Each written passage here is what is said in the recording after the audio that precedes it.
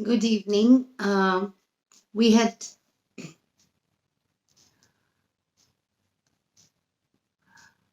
delved into the first principle of true teaching, that nothing can be taught, yesterday. So, if nothing can be taught and the teacher is not a taskmaster but a helper and a guide along with the parent, then what do we observe in our parenting style, in our uh, teaching style? I can say that ordinarily I notice that there is a tendency to provide for the child, the young adult at home, and to tell the child and to tell the young adult at home that what is the best way to do this, or what is this, or how to do it, how to go about it. So there is in the facilitator, as teacher, parent, caregiver, uh, a certain hurry in which we constantly want to reach the end of that conclusion. And here I would like to share the guidance from Sri Aurobindo, and when he says that the first rule of moral training is to suggest and invite. And that for me has been a cornerstone in that stepping back, because when you have to suggest and invite, you no longer have to tell, you no longer have to instruct or direct, but you have to begin to construct a different kind of narrative within yourself. First, you have to suggest and invite yourself to suggest and invite to uh, the one you want to help and guide. So, in that, a simple thing like children wanted to uh, take the cycle out of a shed. And it was very easy for us to quickly go and open the latch and take the cycles out. But at that moment, within myself, if I stepped back and I saw that, is this a good moment to let them figure out the latch, let them figure out this whole thing that the cycles are inside and they are outside. So there's a whole understanding of space that they are getting. And in that video, you will see that 3 children actually were trying in that space to figure out how to open that latch.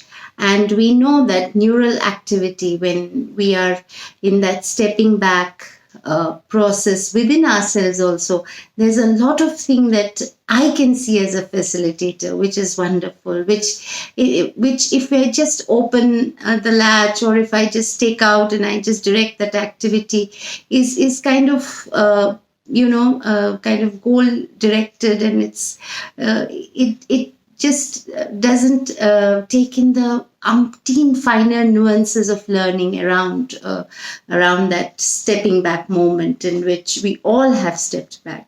So it's a great adventure of learning. And in doing that, what one is furthering in the child, as I go over the journals of DEC of IGNO, is that the feeling of adequacy, which is such a beautiful word, the feeling of adequacy. And I was reading that when children are on the slide, they learn to climb, they learn to stay on that place, on that platform, and then they see outside, from the top, they have a perspective. Then they start to sit down and they release themselves, and they have, they experience motion, they experience speed, they manipulate their bodies. So there were 8 types of learning kind of listed in that journal there.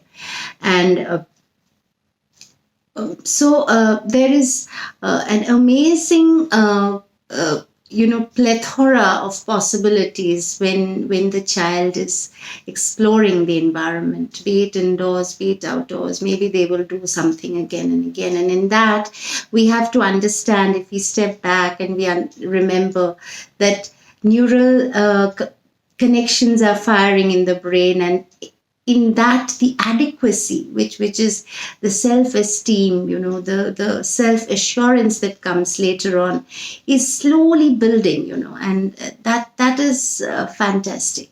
Even for a young adult, I would take the spectrum a little further and say that even as I have a young adult at home, and I see that there is a lot of difficulty when I try to tell or solve, or because it goes into judgment, it goes into taking a position, and the principle that says that suggestion invite is about not taking a position, is about it's about that possibility arising within you, how you will meet that situation, how you will allow this to become an exploration. So in that stepping back, then there is learning for both. So a simple thing like if rooms are untidy, I mean we just tend to sweep and put things away and all that. But in doing that, do we actually further that ability in the child to actually feel what it is for a room not to be swept for 2 days, 3 days? We can't get there because it seems not the correct thing to do, and that, or even when we are and there is a particular conversation happening, and where my daughter is talking about something that's happening, and immediately I see there is a thing to judge and to quickly assess it, and there I see how I we come to that brink of conflict, because I'm trying to judge and assess, and at the same time, if I step back and I can just be a listener, and there is a lot of fear, in that stepping back, because the ordinary maternal instinct is to prevent, like I have said, from children from getting into something that you feel like a hassle, and this is what I learned, that when I stepped back, and when I did not when I understood that assessment or whatever I was doing in listening to her, and I stepped back and I allowed that action to unfold, and I saw that it was actually a wonderful dialogue that happened elsewhere, in the community that she was going. But in wanting to control it, I was jeopardizing her learning and jeopardizing her adequacy, her. So this is what I want to bring today. The stepping back into oneself, and the suggestion invite to oneself, where the dialogue that happens with oneself is a questioning, not a planning what to tell and what to direct. And so that questioning so it becomes exploratory, it becomes an adventure.